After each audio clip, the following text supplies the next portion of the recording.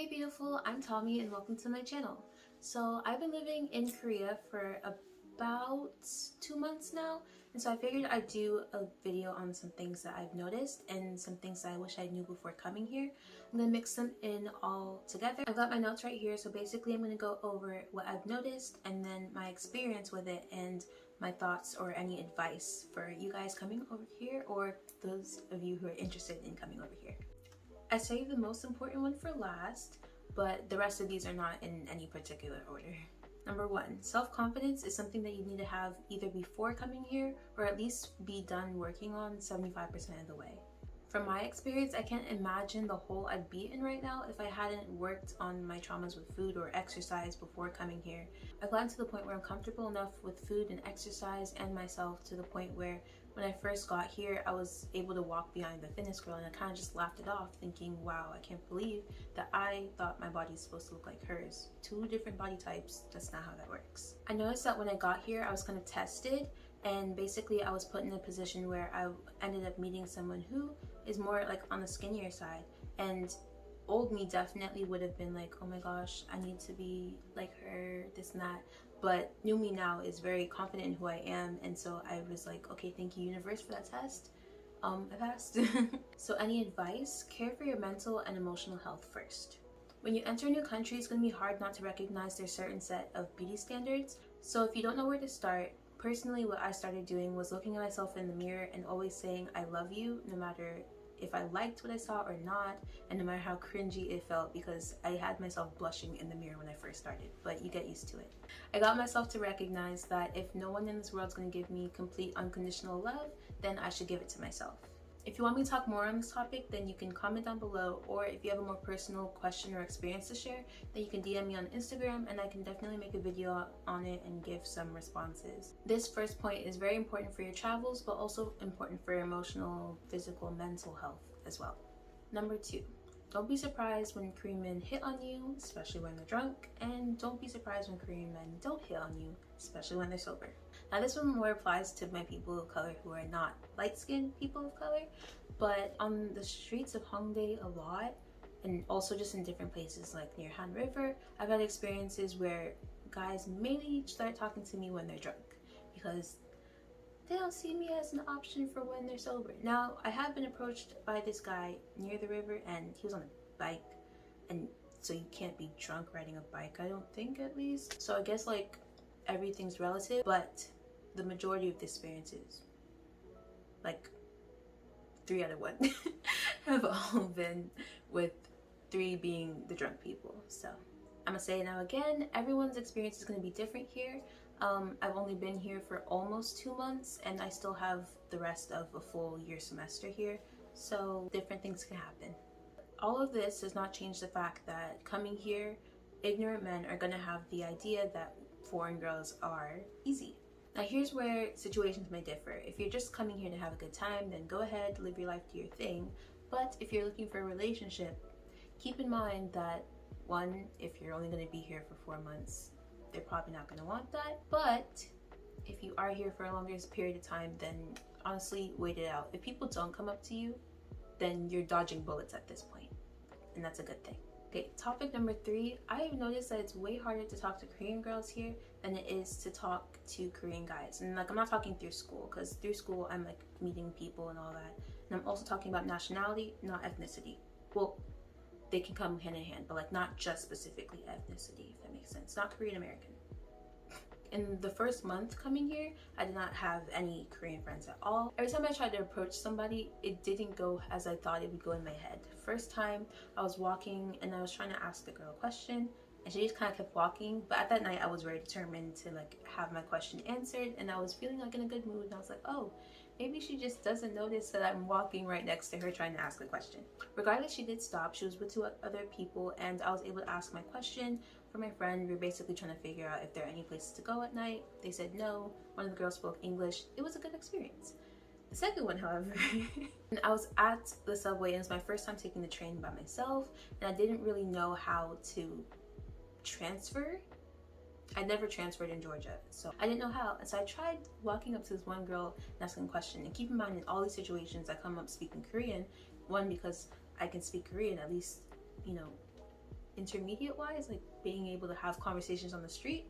And so I was like, oh, Tokyo, and like trying to talk to her. And the first time I said, she just kind of like looked for it, but the second time I could see her eye move to the side, and she's facing, imagine that I'm facing the trains, like she's so close to it, and she's just looking at me inside of her eye and doesn't respond. And I was like, okay, I'll just leave her alone. I wasn't like, I didn't want to like, this shouldn't be my mindset, but I didn't want to like scare her or make her feel like something. She looks so terrified, so I just kind of decided to leave her alone. Guys, on the other hand, have been way easier to talk to ask for directions. I ask, they're like, oh yeah, blah, blah, blah, blah, blah, blah, blah, and then they go. Way simple. Advice: if people don't want to talk to you, don't take it to heart. I've watched some videos where Korean people say that they just don't speak to foreigners very often or won't walk up to foreigners because they're afraid of having to speak English, or they can't speak English and that'll be uncomfortable for them. And I completely understand not wanting to put yourself in an uncomfortable situation, so I'm not upset about that. Topic 4. Ajushis and ajumas, they're way more likely to come up to you and talk to you before anybody else. I find this kind of odd because on TikTok, the narrative is that the ajushis and ajumas, they are rude. The first person to talk to me was not an ajuma, I call her emo, which is auntie, but she was like the first person to talk to me. And then the second person to talk to me was Harmony. She was a she's a grandmother, but basically I met her at a train station. I met my emo at the hangang. Those were the first few people to talk to me, and then even coming up to me in general, I only ever get approached by older people. Maybe it's because they've lived longer and they're just like, oh, screw it, I don't care. But I've never had a rude experience. And it's not just women. Even one day, an ajushi came up to me. I was just standing kind of like near a train station area, and I was looking on my phone, and he kind of like walked up to me like this, and he speaks to me in Korean, and I'm speaking to him back in Korean. He asked me if I was taking the train. I was like, no. And he's like, oh, okay. And he just goes on his way, and it was such a cute little experience. Oh, people have my heart, always. They have my respect. Advice: keep your mind open with everyone here. Yes, technically the older generation does have more conservative views on life, but I think because of that, they also have high views of respect. And if they aren't racist, which I have not experienced a racist person here, then they're obviously gonna treat you like any other human being. So advice: don't limit yourself and don't believe everything on social media, because it won't really apply to you unless you experience it. So I'm just here giving another point of view. That doesn't mean click off my video, please. Topic number 5. When foreigners act up here, it is so embarrassing. It's so embarrassing. My soul. My experience, I have witnessed Americans, West Asians, Africans, all men by the way, causing a scene. And it's like, what are y'all doing? You're making us look bad. And something that I've noticed during these occasions is that Korean people are like staring mad hard, and that was kind of like shocking to me, because usually where I come from, when people when things are happening like that, people don't like stare extra hard. They kind of like glance and then just keep moving, or like they'll like look and then they'll just keep moving. But like I saw this woman is like in her taxi already, and she's just staring down at a foreigner yelling at, I think he was American, yelling at an officer. And it's like, again, embarrassing, because now she's gonna go home and tell her family what happened and makes us look bad. And it's like not everybody and it's not all the time, but when these things happen, that's where the stereotypes come in, and it's again embarrassing. Advice: don't cause scenes. Please don't cause scenes. Personally, in these events, again, where I'm from, I'm used to like just not paying attention, but I especially want to make it sure that like I'm not the type that would cause trouble. So I just like stay on my phone. Maybe I'll peek, yikes, could it be me? And then on my phone, and I keep going on my way, because again, I want to seem like I'm feeding into what's happening. Number 6, walking alone at night feels so safe to me. I absolutely love it. I am the type of person who prefers the nighttime over the day, just because the sunshine is always on me and it's like hot, and I hate feeling hot. But at night, it's cool usually. If not cool, then it's like warm cool. Like it's just a way more calm environment, and I really like that. And maybe it's because I know I'm heavily protected and I don't have the energy or the patience to entertain men who are being rude, but I feel so safe being in my own energy as I'm outside. And that's truly saying something, because in Atlanta, you're not allowed outside by yourself. You do not. I have never been out past midnight in Atlanta before, alone especially, ever. I did have this one instance where I kind of mentioned one of the drunk people where and he was, I'll call him an ajushi because he was a grown office working man, but I was walking home walking to the bus stop from Hun River, and him and his friends were like walking. This is me, this is him and his friends, and they were walking, and out of my peripheral I could tell that when he passed he like looked at me, but I had my headphones in, I was blasting them. That's like my way of closing out the world, trying to show people that I'm not paying attention to them so I can be on my way. Now this guy did not get the hint because he was already drunk. So as we passed, he's behind me and I'm still walking, but something's like, Tommy, turn around. And I'm like, frick. And so I turn around and he's following me and he's trying to talk to me, being like, hey, come with me to the, he's speaking English by the way, hey, come with me to, and it's like broken English, come with me to Han River, my friend, and we'll drink. And I'm like, no, I don't want to. And he's like, oh, just come to the drink. And he's not listening. I'm talking to him in Korean, he's talking to me in English, and I'm like, listen, I'm 19. I'm like telling him, okay, maybe if I'm underneath the drinking age, he won't be like that. Nope, he doesn't care. Oh, I don't care, boy, it's good. I was like, shut up, I don't want to, and I keep walking. And then I get the feeling he's following me again. I turn around, he's following me, he's a bit closer than before. I'm like, I don't want to. Again, I turn around, I keep going. One more time, Tommy, turn around. He's still following me, he's a bit further now. But at that point, I was like a bit scared, but highly annoyed that he kept following me. And so I just yelled, Ajushi! And that man, you should have seen him. He did a little jump. And then I just turned around and I walked away. Like, I just see that's it. And I turned around and I walked away. And like, walking away, I was a bit scared. But then the scaredness like cooled off and it's more like, why do men? Of course, do as you please. If you want to be outside, then that's okay. Remember that this is one experience out of almost 60 days that I've been here, which is really nice because I love going outside by myself and just having a clear mind and not having to talk to people. Congratulations, you made it to the end of the video. Last topic, number 7. Being able to speak or at least understand Korean is so helpful. Please, y'all, this is so helpful. Like, I think this is the most important thing. I've been in situations where I had to order food on my own, or I've had to ask for directions multiple times because I constantly get lost, or even I lost my bag on the subway, and if I had not been able to understand and speak Korean, I would not have gotten that bag back. And that was a very precious bag and it had my card and everything in it. You're here, living here, so then think of it as Korean for survival.